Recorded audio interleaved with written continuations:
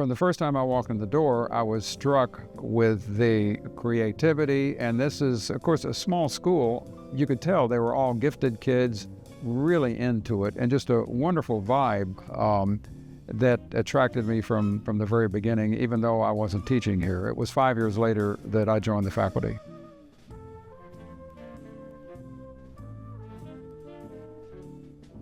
I'm Robert Doc Morgan, and it was my honor to be Director of Jazz Studies at Houston's Kinder High School for Performing and Visual Arts from 1976 to 1999.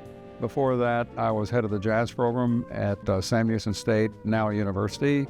At the beginning of the school, there was only one full-time instrumental music faculty member, and I'm always happy to have an opportunity to bring up his name. His name was Edward Trongoni, marvelous musician, saxophonist. He came to Houston in the late 40s to be oboist in the Houston Symphony. So just an incredibly gifted, well-rounded musician. 5 years later, the school was growing, and they got their okay to have their second full-time person in the department. And I knew him very well from gigging. And so he called me, and he said, "I'd like for you to come take a look at this. If you will come here, you can have the jazz program, and I'll keep the symphony and the wind ensemble." And so that's what I did. Philosophy that guided my teaching is hard to answer, because when I started teaching here in 1976, and even before that at Sam Houston, there were very few jazz-related textbooks. You just kind of did it. I went here as a classical percussionist my freshman year, but I was always putting my ear on the door, listening to the jazz department. I wanted to be part of it. Doc Morgan told me that I should learn piano and come in as a piano player. So I took classical piano lessons my freshman year just so I can learn the technique, and came in as a pianist. But jazz vibraphone is my main instrument. Incidentally, in high school, he was a wonderful, very imaginative piano player. This job is kind of all-consuming, and I was a little surprised that someone with a career happening, with some albums out, et cetera, understanding the situation, would choose to do that. But as a musician and a person, I was thrilled. But when I heard that, one, he was a finalist, and then two, he got the gig, sure. And his first year has proven my expectations to be right on.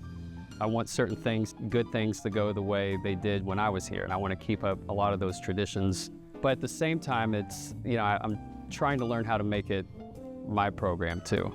The culture of jazz at PVA, it's really spread out. There's a lot of different forms that I hear every day. In rhythm section class, Mr. Westfall, our jazz director, he plays different songs from different eras of jazz, whether it's Charlie Parker or some more modern guys like Kurt Rosenwinkel or just Mike Moretto, for example. I'm surrounded by these musicians, people my age, people that I play with all the time, that are frequently pushing me to do better, playing music. It's honestly great. That's why I say it's humbling, very educational.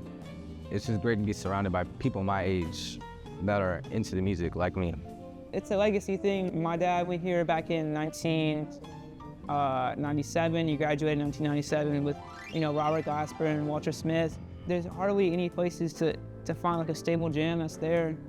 And also, not just a jam session, but also just have great live music in the scene in Houston. I personally went to Jazz Texas in San Antonio to see Chris Potter and Brian Blade and John Patitucci, and that was one of the best experiences of my life, because I got to see those amazing musicians within my own state's borders.